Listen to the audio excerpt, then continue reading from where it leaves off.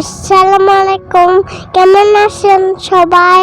আমার আম্মু খুব অসুস্থ, তাই আমি ভিডিওটা বেশ কভার করলাম। আমরা নানু বাড়ি থেকে বেড়ানো শেষ করে তারপর আমরা গিয়েছিলাম আমাদের দাদু বাড়ি। আমার আম্মু নাকি এখানে এসে ভিডিও করতে খুবই লজ্জা লাগছিল। যখন আমার আম্মুর কাছে লোকজন ছিল না, তখন অল্প একটু ভিডিও করেছিল আপনাদের জন্য। আজকে আমার আম্মু, আমার কাকি, আমার দাদু সবাই মিলে আমাদের জন্য অনেক কিছু রান্না করেছে। এখানে আমার আম্মু দুপুরের খাবার খেয়ে নিচ্ছে। আমরা সবাই মিলে দাদু বাড়িতে খুবই মজা করেছি, আনন্দ করেছি এবং অনেক অনেক খাবার খেয়েছি।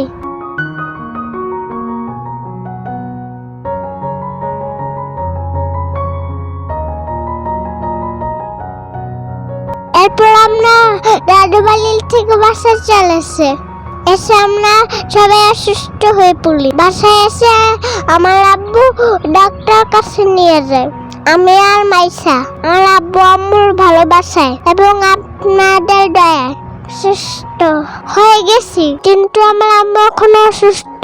আপনারা সবাই আমার আম্মুর জন্য দোয়া করবেন, আমার আম্মু তাড়াতাড়ি সুস্থ হয়ে যায়। আমার আম্মু অনেক অসুস্থ, তাও আমার আব্বু আমার আম্মুর দিয়ে অনেক কাজ করে।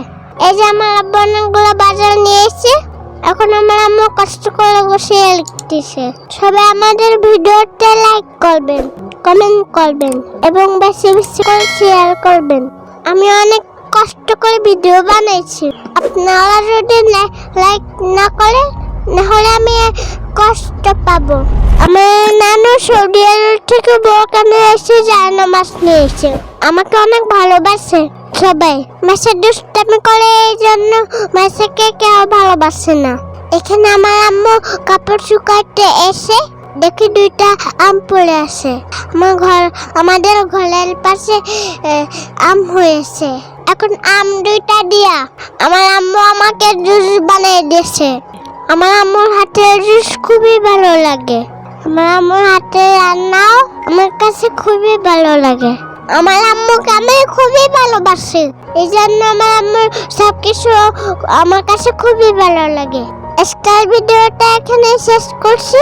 আল্লাহ হাফেজ, আসসালামু আলাইকুম।